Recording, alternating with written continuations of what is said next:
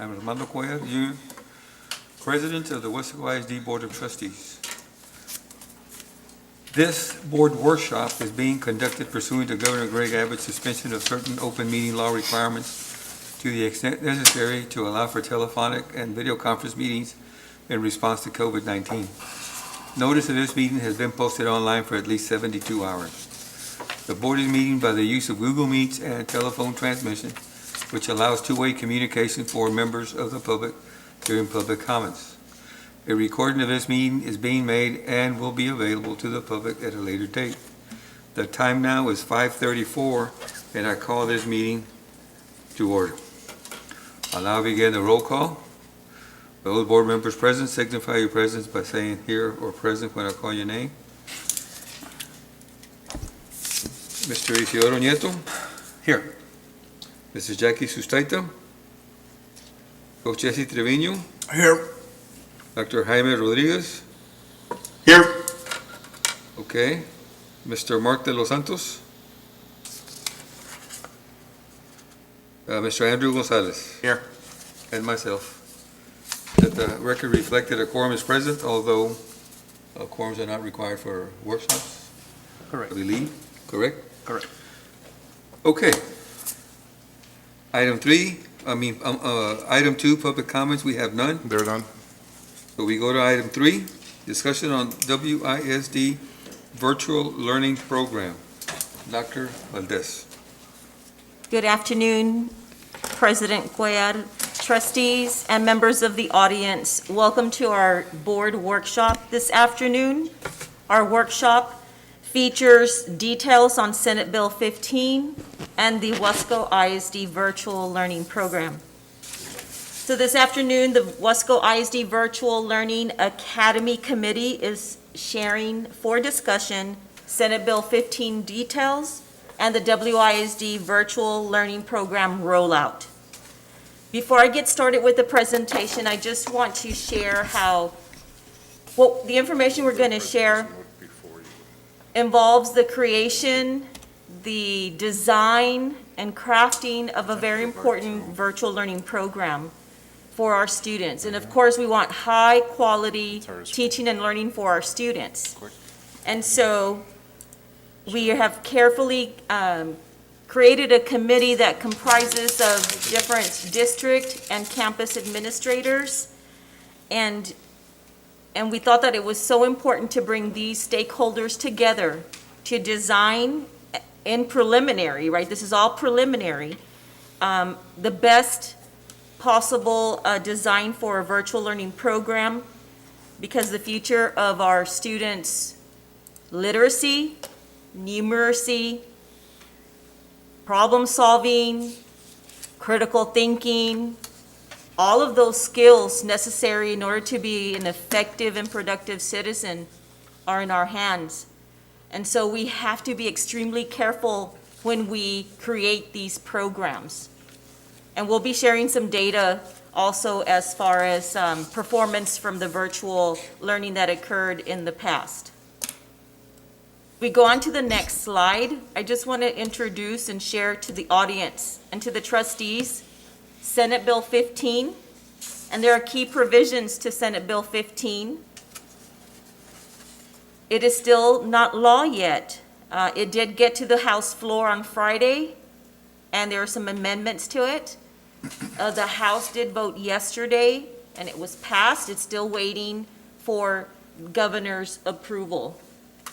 It allows school districts to operate a local remote learning program to offer virtual courses to eligible students. And it requires that the commissioner track the performance of students within the local remote learning program under a separate campus number for accountability purposes. That means that this academy, this virtual learning academy, is a separate campus. So we would have to start up a separate campus for these boys and girls. If you go to the next slide, Weslaco ISD's Virtual Learning Academy, the strategic planning and implementation. You see all those bullets there? Those are action items that are in the works. So it's an extensive amount of work that has to be done by the district and campus teams in order to launch and have a successful launch of the Virtual Learning Academy.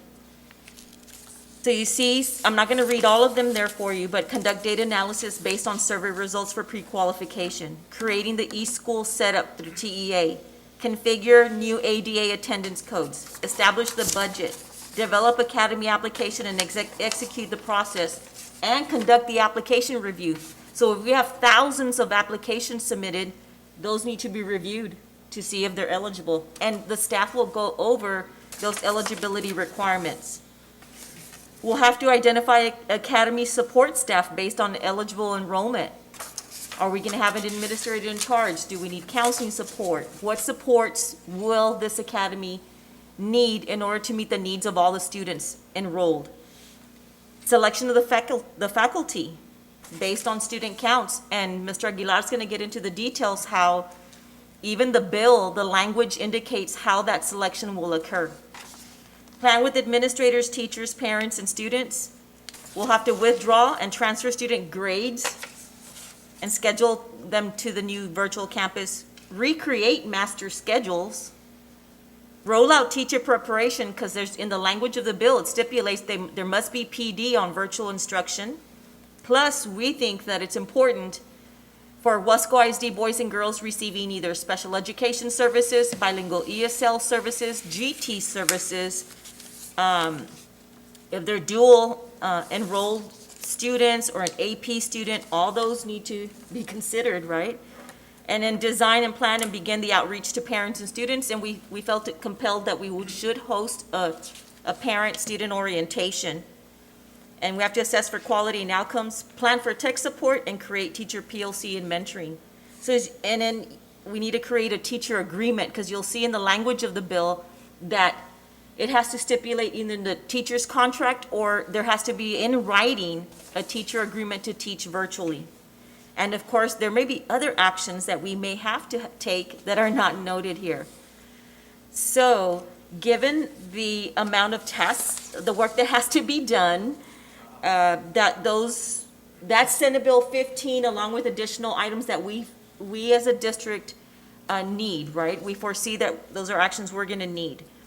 So given that, I'm going to let Mr. Abel Aguilar and the team proceed with the presentation. Thank you, Dr. Valdez. Board President Cuellar, members of the board. Before we begin, I do want to recognize, and you have it before you, the Weslaco ISD Virtual Learning Academy Committee. This was a vetting process, and we wanted to make sure that we had a diverse group of staff members participating in this, so we could see it through their lens and how it would affect their departments or campuses. So you see the individuals there. We do have them online. Some of them are here, so if there's any questions, we'll be able to reach out and answer your questions moving forward. So again, thank you, committee members, for your participation and your support. We also want to make sure that we share information that we have as data. I'm going to give you some data points. I'm not going to dig too deep into it, but give you the overall gist so you can see where we're at. What you have here is that was released from TEA. This was on June 28th, 2021. And of course, coming from the agency, we know, just give you a little synopsis there, the learning disruptions caused by the pandemic has the number of students not meeting grade level increased from 2019 across all subject areas and grade levels, with the exception of a couple of courses. So again, if we're looking at meeting grade level, I want to go back to the performance and knock off a little bit of the rust. If we're looking at performance levels, we're looking at approaches. They're working below grade level, but they're meeting state criteria. Meets, they're working on grade level, and masters are working above grade level.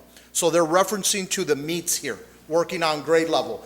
But I wanted to reference what's highlighted there. Districts with a higher percentage of students learning virtually experienced a greater degree of declines academically. Okay, so moving forward with that, again, you have some data here. Math was going to be particularly the content area, subject area that was going to be hit the hardest based on the research. Now, I want to make clear on this for 2021, rough estimate, we have 25% of students who tested. That means they physically came in and tested in our schools. So this is a data that reflects that. from this past year. Some campuses may have had more than 25%, some a little less, but overall, rough estimate right now is 25%. So again, you have the reading. I'm not going to go into these because I want to focus a little bit more, but you have that for your information there before you. I want to focus on these right here. When you're looking at the STAAR EOC data, and we're looking at meets for the performance, which means students are working on grade level. And if you're looking at the grade levels that you see before you, in 19, that was the pre-pandemic data that we had from 18 and 19.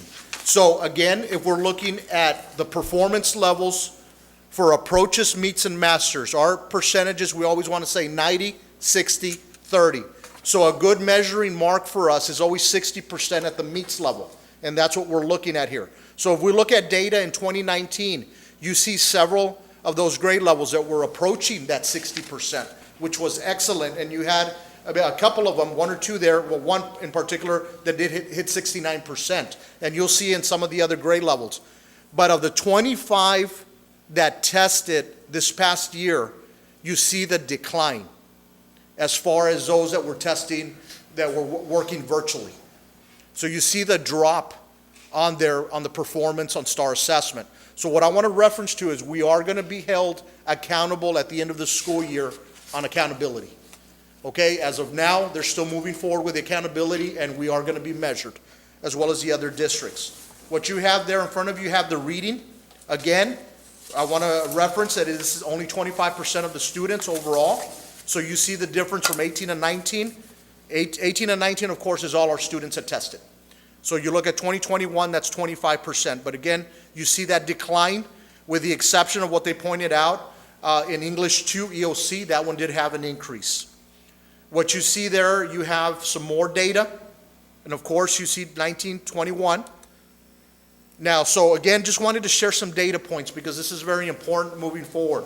Moving into the next slide, as of this afternoon at 3:30 p.m., I pulled the data. This is a live, but of course, this was a snippet that I have. We have 52% of our families have responded, if you look at the third column, which equates to 7,644 responses out of the 14,815 that are currently registered in our district. So if we're looking on there, 40% are opting for in-school and 60% are opting for online learning. So again, this parent choice survey ends tomorrow and it closes at 5 p.m. We're also send out an email to the principals to make sure they have a hard copy available for parents who do not have access online or may have difficulty completing the survey. They'll have a hard copy, and we'll go ahead and put that as part of the equation. And of course, messages have been going out. Social media has it available, and we've been sending out those calls. Okay, in front of you, I wanted to reference this information. You do have a hard copy in front of you, and this is from Mo Casey. And again, this is just a little synopsis of the bill. Again, that was on the 27th, on Friday. I do want to point a couple of those subsets. You have your key provisions, and of course, Dr. Valdez mentioned a few of those key points already. But we're looking at the overview. And again, it's still in the process. It hasn't reached the governor's desk yet for signature, so we're still waiting to see moving forward. But again, just a key points, this bill moving forward will allow districts to receive virtual funding for the 21-22 school year. For right now, up to, and you're going to see when it's going to expire. And again, if we were to start virtual learning, we can go retro. Okay, right now TEA does not have information available because they're waiting for the governor to sign. So right now we're just going based on information based on the bill. We did have staff look into that call, and right now they're not moving forward until they receive guidance, the bill signed from the governor. Okay, so what you have on here, what we want to focus on is we have that overview. The next subset is a district eligibility, which we do qualify. The next one that's highlighted in yellow on the bottom, on the screen, you have the student eligibility. Just a couple of key points with eligibility. The districts will receive funding if this bill passes, be limited to 10% of the district's total enrollment. So if we budgeted 15,200, that's going to be 1,520 students that we would be receiving funding for, okay? So moving into the next one, continuing with eligibility, an amendment adopted during the floor debate would not allow attendance. This would limit students from participating, and you have those 3 bullets up there. 1, if the student failed any STAAR or EOC tests in the preceding year, the student did not earn a C or higher. So what we shifted over on our criteria moving forward, and you'll see that in a bit, we changed that to 70 because we go with numeric values. And again, we're going to base that on our EIE local policy that we have in place, but it equates to the same language there. The student had unexcused absences exceeding 10% of the instructional days, which would be 177, or 10 or more unexcused absences in a 6-month period. And that's data we can easily extract. Again, students participating in the program must also be enrolled in the district, have reasonable access to in-person services for the course at a district or school facility, and meet other additional criteria. And we'll go more into that in just a bit. Again, I did discuss a little bit about the accountability. As Dr. Valdez mentioned, this will be a program that's separate overall, and it would be a different, pretty much assignment campus assigned, that's gonna have its own accountability tag. Teacher assignments, also, that was briefly covered as well. The bill prohibits teachers from being required to teach both remotely and in-person students during the same class period. Doesn't mean that they can't do both, but they can't do it simultaneously. That's what the bill limits, and that's the language that they're using. Also, as was mentioned earlier, the bill also requires that a teacher not be directly or indirectly coerced to agree to an assignment to teach a full-time local remote learning program. And of course, how we're going to roll this out is we're going to discuss. And the expiration on the bottom, the bill does include an expiration date of September 1st, 2023. So moving forward, and again, this goes back to the actions that Dr. Valdez mentioned. This would be part of our rollout process, beginning with an application. So a couple of points here. We were going back and looking at what is it going to take to successfully get it started, launch it, gather data, and make those decisions moving forward. So if we were to look at this, and this was, again, a thorough discussion with all the committees as we vetted this process, and we looked at several different scenarios. The application for this program will open Monday, September 6th, 2021, and close Friday, September 10th, 2021 at midnight. A student must be currently registered with Weslaco ISD to apply, and students admitted to the Weslaco ISD Virtual Learning Academy will be notified of their selection on Monday, September 20th, with the first day of virtual instruction starting Monday, October 4th, 2021, which would be the start of our second 6 weeks. Now, again, going back to the action items, they were in quite a few and extensive, and that's what led us to determining some of the dates moving forward. And again, this program will be available until, for 2022, until the 22-23 school year, Criteria for admittance. Weslaco ISD pre-K to 12th grade with medical conditions. Students who do not qualify for homebound, but puts them at a higher risk. So this is also a criteria that was added.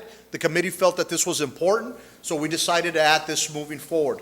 Also, Weslaco ISD student who does not qualify to receive the vaccine from pre-K to 6th grade would also qualify for criteria for admittance.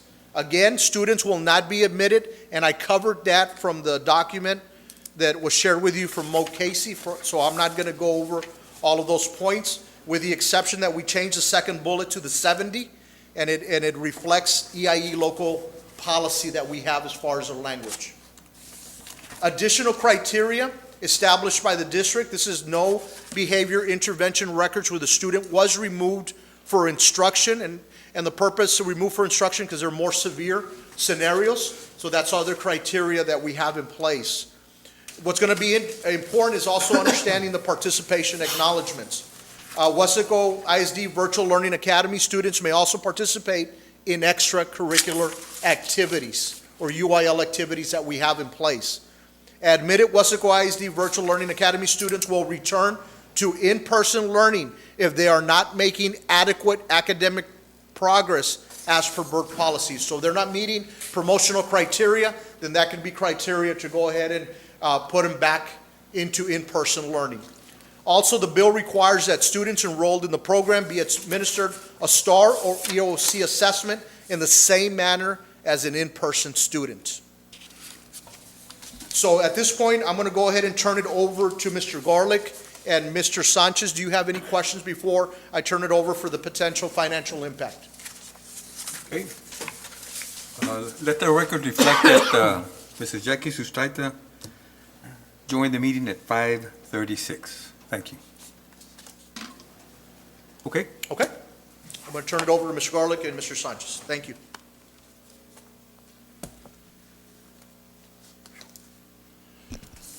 Good evening.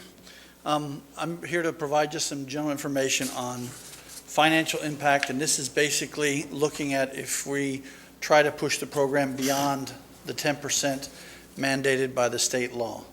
Right now, we have an estimated pre-K through 6 population, and this is what was in the budget originally of 8,207.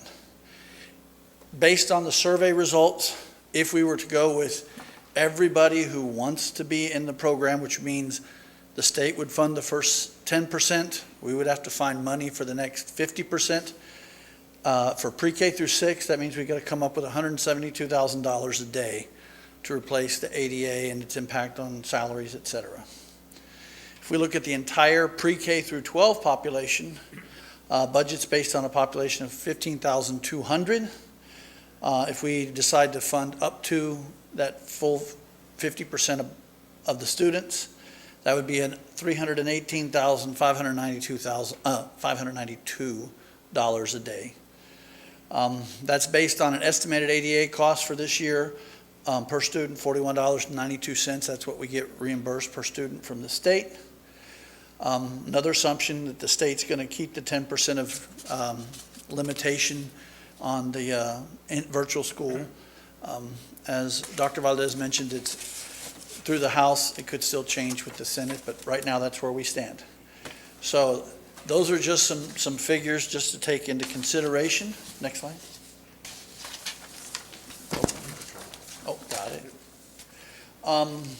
If we decide to pull money from ESSER, these are the things that we've already pretty much said we're going to do, or we've actually started spending money towards. Okay, we have indirect costs. The ADA hold harmless. That's for the money we received for last year, $4.5 million. Personnel costs, those are the salaries and all of the expenditures for the different medical assistants and aides and everybody we've agreed to take on for the next 2 to 3 years. There is the first recruiting retention stipend, which we've already put into the work, so that's up there. I did add in a potential vaccine stipend. That's just an estimate. It's not anything finalized, anything like that, just the ballpark. Pre-award costs, those are expenditures that we were being reimbursed for, whether it was air purifiers, desk shield, all that stuff that we bought prior to ESSER.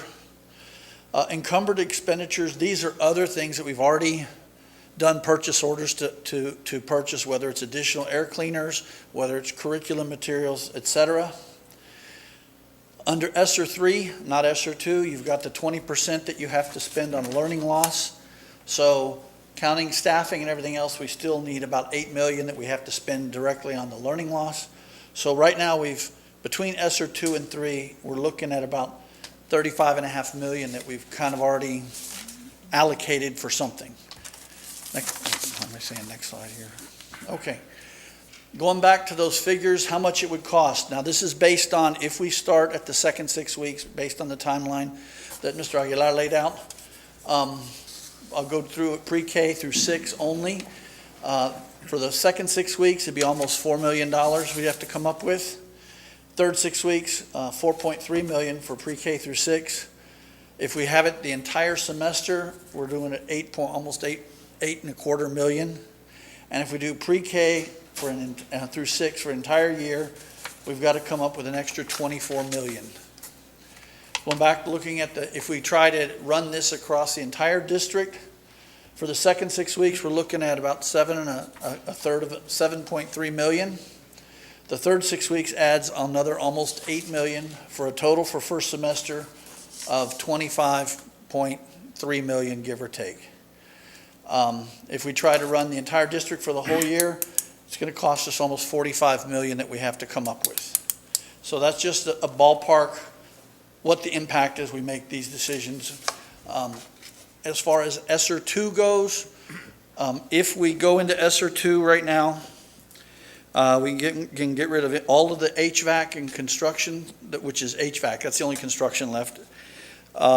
Get rid of the learning loss recommendations under ESSER 2. Get rid of the safety and SEL recommendations under ESSER 2. And get rid of the recruiting retention stipend under ESSER 2. That'll give us about 19.5 to 20 million. That's ESSER 2. And then the rest of it would have to come out of ESSER 3. We'd have to go in and figure out where to chop there if we decided to go whole hog for the whole year. The program under the state does have another year on it.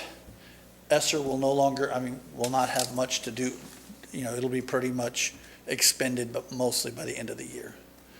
So that's just some guidance there. I can't read the tea leaves. I don't know if the state's going to add to it. And so we can't say yay or nay. Mr. Garlick, what is the total for ESSER 2 and ESSER 3 together? How much do we have there? We have total just over 91 million 91. between those two. with everything combined. And what it is ESSER 2 doesn't have the learning loss requirement for the 20% on it like ESSER 3 does. We've really not done much with the ESSER 2 funds except for some of the personnel costs. So that's probably the easiest one to dip into first. I have notified the directors and different departments that basically ESSER, everything else is on hold until we figure out if we're going to need to move money to do something. So right now we're just waiting to get guidance and see what we're going to do. And then again, depending on state reimbursement, those numbers could go down. Depending on the progress of the pandemic, if there's less kids in it, it's a guess. Dr. Valdez, question. Are you and your committee, central office, recommending pre-K through 12, or like other districts that recommended pre-K through 6 because they didn't have the opportunity to get the vaccine versus middle school and high school? Based on the data, and we're a data-driven decision-making team and district, so just based on data and the research that I've done on virtual learning, my recommendation, and the team also, the committee recommended, we want as many children to be in school. True. And you see the figures, right? You see what research tells us, and you saw our own data. So we want as many children to come to school in person. Really, we were waiting on the results of the survey, but if we choose to go pre-K to 6, that would, I think, be the committee's, some of the committee members are here. We didn't discuss which recommendation we would go, but if we could, it always, it's usually for a rollout like this, it's like a 3-year strategic plan, right? To roll out a program like this. But given the time constraints, right, given the bill that it's moving forward and it's steadily, progressing as far as, and then the outlook looks quite promising, right, as far as moving forward and becoming state law, we're ready, right? We're ready. We know the work that we have to do. So we discussed as far as pre-K to 6th grade. But really, I think we should start with that cohort of pre-K to 6th grade. I think the team would agree with me as far as starting with that cohort. And then should there be some cases at the secondary level from 7th on up, there might be some special medical, but a lot of neighboring districts are just going with 10% of their enrollment. Right. They're not going beyond. And even if they had, like, for example, PSJA had thousands of applications submitted, the majority are not eligible Right. That's what our colleagues are saying. And so we foresee that could happen as well here. Thank you, Dr. Valdez, for providing that clarification. We also wanted to add that 10% has to include pre-K-12 in order to qualify for the ADA funding. So that would also include students up to 12th grade. Okay. We go the pre-K. But it had the "or" on there. Yeah, on there, or, The you know, so. language, you can do, as long as you have one assessment grade in there. So if you do pre-K to 6, you do have 3rd, 4th, 5th, 6th that are assessed, right? And it does, the language in the bill says, or a comprehensive high school program. So we'll have to verify that information, but, I mean, we'll have to get back with you on, because it's still, the bill text is still being ironed out, right? And so, And it's like you said, data shows that those that were virtual last year didn't progress as well as they should have. You know, and then, of course, yes, we do want students back in, well, that's my opinion. But right. we do want, like you mentioned, we want students back in school because that's where they learn the best. And we could submit a waiver to the Commissioner of Education, should we be in an emergency health crisis, dependent on the hospitalization counts in the county. So we closely monitor those numbers, and so we could suppress the 10%, submitting that waiver. But it's all pending the passage of the bill, right? Right. And, but no, regardless of Senate Bill 15, we were already working on the work. We're doing the work, right? We wanted to afford our parents that option. So, but if we want to start with that cohort of pre-K to 6th grade, we could. I know that a lot of the kids, I don't know if there's any data on this, but a lot of the kids who didn't do good face-to-face actually thrived online. I heard a lot of people and teachers tell me, hey, this kid was struggling, but online, they did great. Do we have any data about kids who actually, on the contrary, didn't decline, but kids who did great online instead of in person? We would have to look at those on a case-by-case basis to break it down, to get more specific on the data. What we provided here was just a general overview on what we had with the 25% of the students that tested, but we can definitely look at that data that we have on there now. When they were online, these were the ones that actually, 25% roughly, were the ones that actually came in person to assess, because that was the only option available. Right. They could not assess virtually for state assessments. So we'll have to pull up the final, like, course pass-failure rates for the end of the year. They probably did excellent, right, in their daily work and just with the curriculum work, the work that they did, right? Right.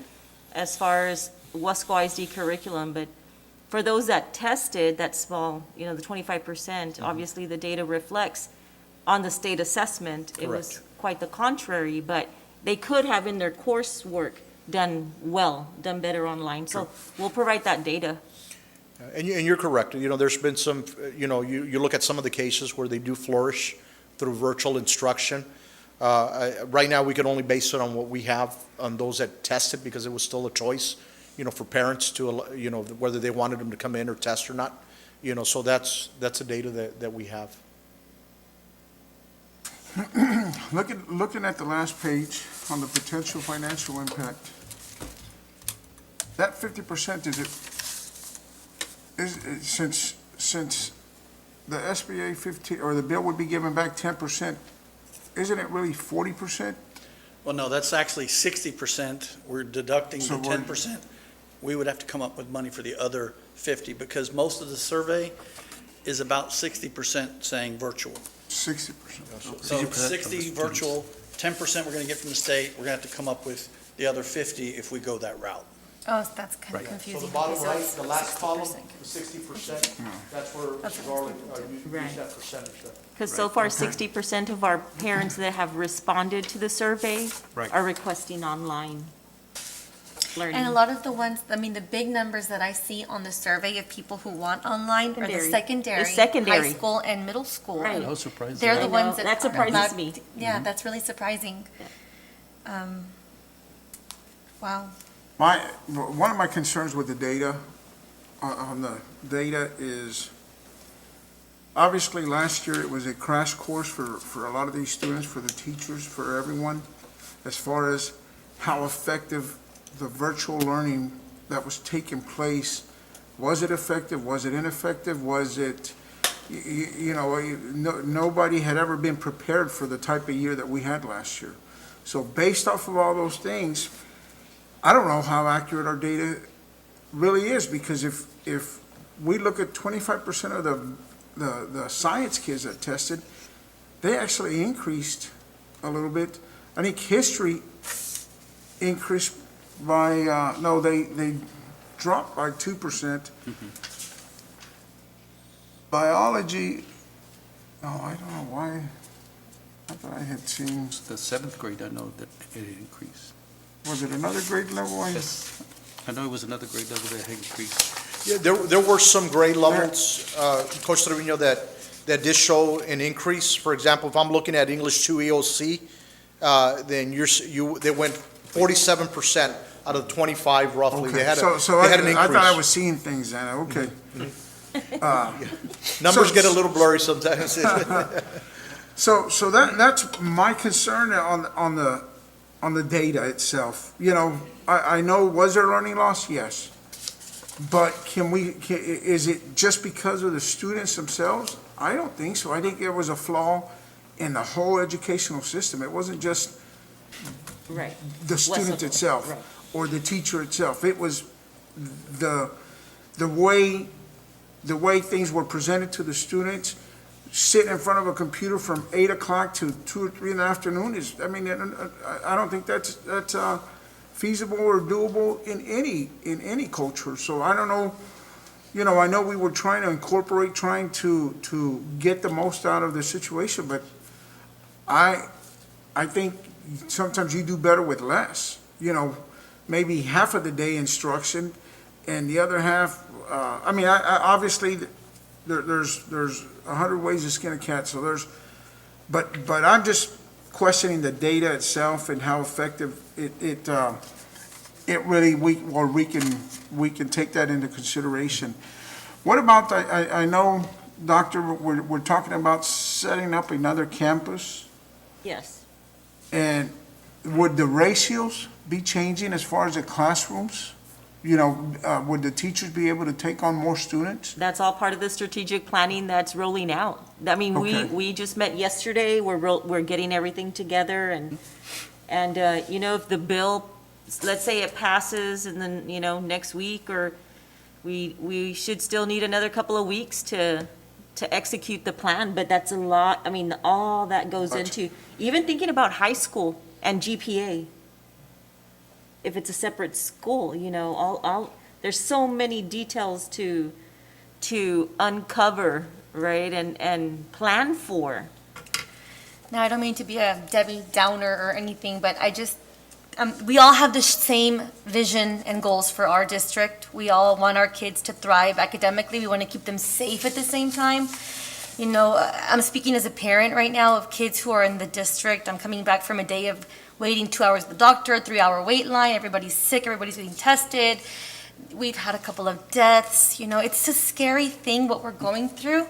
It's extremely scary. Everybody's scared for the safety and the life of their loved ones.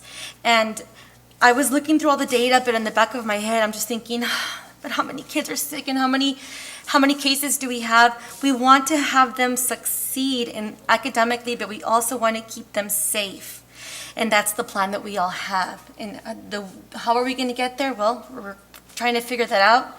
And I think you guys are doing a great job, a lot of planning for sure. But the ultimate goal right now, I think, is the safety of everybody. And Right, and that's first and foremost, right, as far as our priorities. So we're going to, once the application process closes, once we open the application process and it closes, then we're gonna keep you up to date on how many apps came in, how many, just a daily, update on how many are qualifying and so forth, to give you an idea of the number, right, that we may be serving. So that's still up in the air as far as, that's still, not concrete, obviously. And then that's gonna determine staff, and then the teacher ratio to student ratio to the oversight of the academy and who's gonna lead that. I mean, there's so much that, it's opening a new campus. I guess with all that being said, 1,500 students would be the 10%. To me, why wait for this bill? Why not just move forward? You presented the numbers on what the cost would be. ESSER funds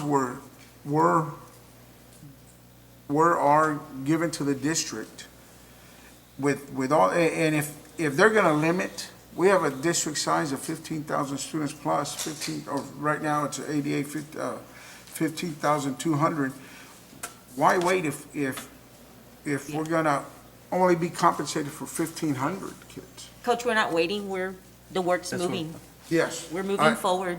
I understand that, but I know this past, and obviously there's new parameters now to look at and so forth. But I know last year, it was a crash course. Hey, this is, and obviously we just talked about the effectiveness, ineffectiveness, whatever. For me is education. For me, I could care less if my daughter repeated another year. To me, it wouldn't kill me at all. And believe me, academics has gotten me where I'm at, but academics is not as important right now as keeping them safe. Last year, we didn't have the amount of deaths as we have right now. And I think it's only gonna get worse. It's not gonna get better. So I think we have the responsibility of implementing or getting this, and I know all this planning is taking place here, but I know, what's our enrollment right now, 14,000?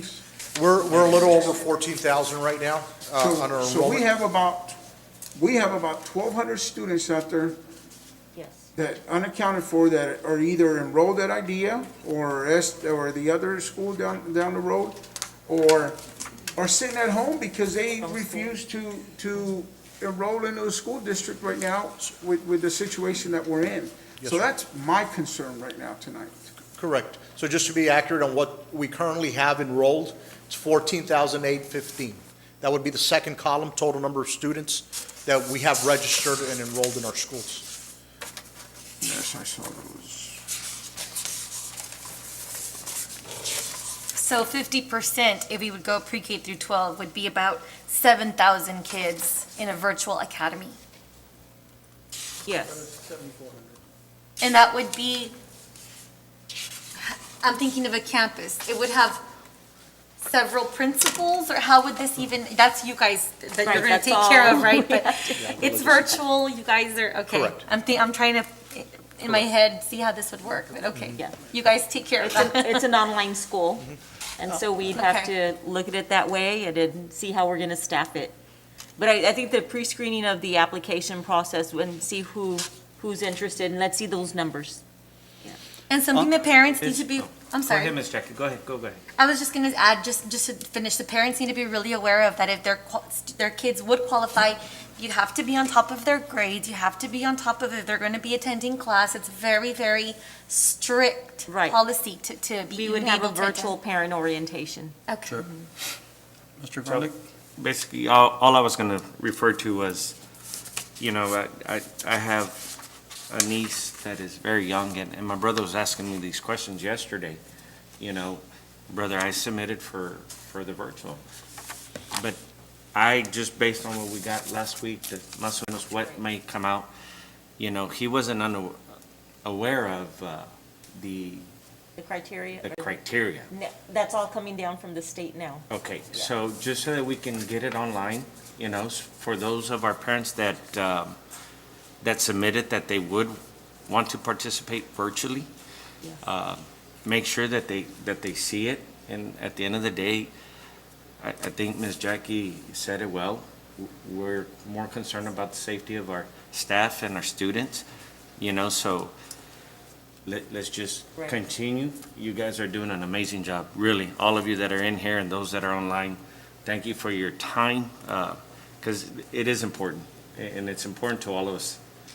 So again, thanks, Doc, So, and Very thanks good for getting points. this Thank you, Mr. information up. Gonzalez. Yeah, very good points. Thank you for sharing your thoughts. And make no mistake about it, our first is always going to be student safety. That's what we're about, and that we're going to take care of student and staff. We want to make sure that we're doing the right thing, but we want to make sure that we do our due diligence and inform the board with data and research that's out there, to keep the board informed of what we have and what we're comparing, and we'll get some more data as we're moving along, but make no mistake about it, we always take the safety of everyone into account, and that's what's most important moving forward. But definitely, before we will put criteria, we just wanted to make sure that we had the discussion with the board, presented our information, gather some more feedback, and then we'll make that clear. And I know one of the concerns that came up in discussions, and Dr. Valdez and I were in a meeting last week, and I know one of the questions that came up is that public perception. Once you put virtual, it automatically thinks I qualify. Correct. But we have to, that's where that perception is going to be out there. But again, we have to go back and look at that eligibility and how they're going to meet it, based on the way it's defined here, with, feedback and moving forward with the decisions. Just to reinforce what Mr. Trevino said earlier, we are Weslaco. We have always been the leaders, in everything that we do. And we're trying, if we want to wait for, let's see who else does it, hey, Yeah, let's we just do don't. what we need to do. Yeah. Let's worry about us and our kids, and other districts do what they want, but we're Weslaco and we're going to move along and we're going to take care of ours. So, That's I right, agree. and the work's been moving, Yeah. and we're sprinting to try to execute it as quickly as we can, but also being cautious and being really strategic, because we don't want to produce a product that is mediocre. We're Weslaco, and nobody does it better than us.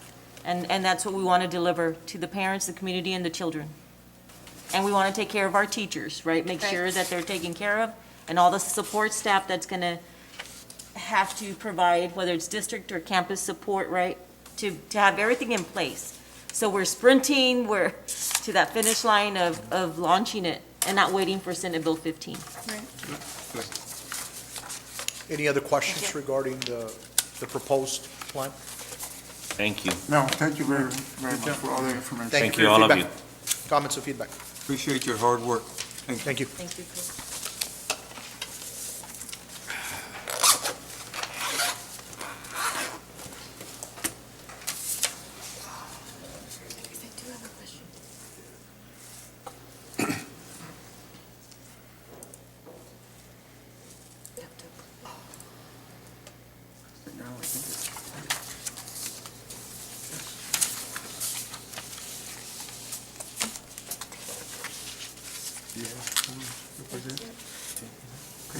That's it. I wanted to bring some of these things up, but I don't know if this is a place. Just tell me. Okay, Jeff? Okay. Jackie, do you Well- have a question? Do you have a question about that? When, Oh, what I just told you? Yes, I was just speaking to Mr. Trevino. I was wondering, we talked about it today. Will we have an upcoming, or when will we have an upcoming meeting or another special meeting to say, okay, yes, this is what we're doing. We're going to go 50%, we're going to go 10%. Will that be coming up soon?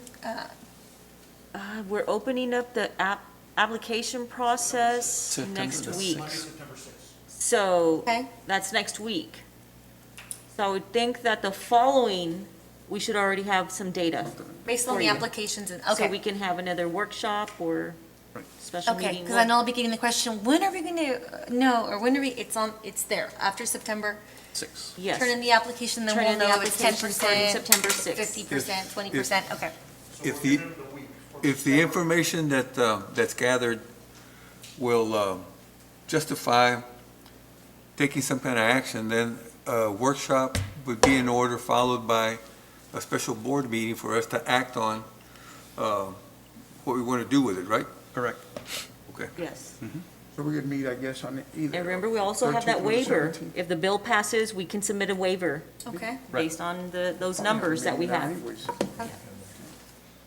So just to answer your question, Mr. Staita, Monday, September 6th, and it will close on Friday, September the 10th. Okay. So we give them a week to submit that application. And then after Friday, September the 10th is when we'll gather the information and see this is how many people qualify, based on the Correct. criteria? Okay, The timeline is to inform families by Monday, September 20th. It gives Okay. us time to really look through all that, vet it out, see if they qualify and meet the eligibility criteria, and then begin the instruction on October the 4th, excuse me. okay.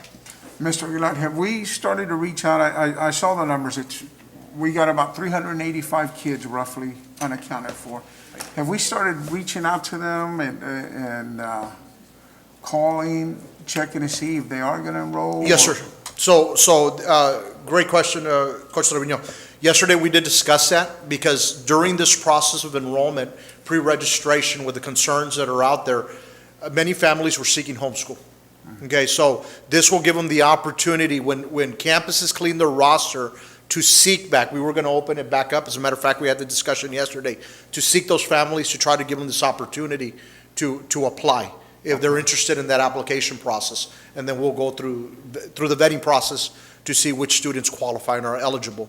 But this opens up the parameters to give them with that additional criteria for admittance will allow us to say, you have this opportunity, and so long that you qualify and you follow through with the recommendations set in the plan, then we can move forward and get started with that as soon as possible. But we just want to make sure we have the time, as Dr. Valdez mentioned, with the action items. It is quite a tedious task. We don't want to rush it, and then we're just going to be all over the place. So we want to give it its due diligence to make sure that we look at each application carefully and make sure that we process it accordingly. Thank you, sir. Thank you. Any other questions? Good points. Thank you. Now, because you just mentioned homeschool, I just remembered, I had a parent ask me a question this week. They posted this question to me, and it says, for kids that are homeschooled, and I guess there's a new UIL rule or mandate or something where they can take part in extracurricular activities. Can they or can they not, if they're being homeschooled, take part in those extracurricular activities? Dr. Garcia's working on that right now Oh, with the okay. House bill, so he's going to share some information on Okay, that. thank you.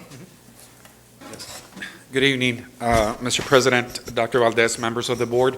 I was aware that there were some parents who were requesting that information, so I had kind of already seen some information out there, but I looked at the House bill, and it's House Bill, I want to say 457. There's so many House bills and Senate bills. But the answer is it's up to the district. It's to the discretion of the district. If the district decides to allow them. Now, we did survey the football coaches, the principals at the high schools, and they all agreed that they do not want to include students who are not enrolled in the district. So it's again up to the district. It's not by UIL rules. UIL says, leaves it up to us. So. Okay. And by the way, I already included an update on that for your review. Okay. In this week's board update, and it, stipulates everything on the House bill, and then at the very end, a statement about the feelings from the administration. Okay. Thank you. Any more discussion? None? Well, again, thank everybody for your diligence and for the information you've given us. And that takes us to item 4, adjournment. So moved. The time now is 6:27, and this workshop is adjourned.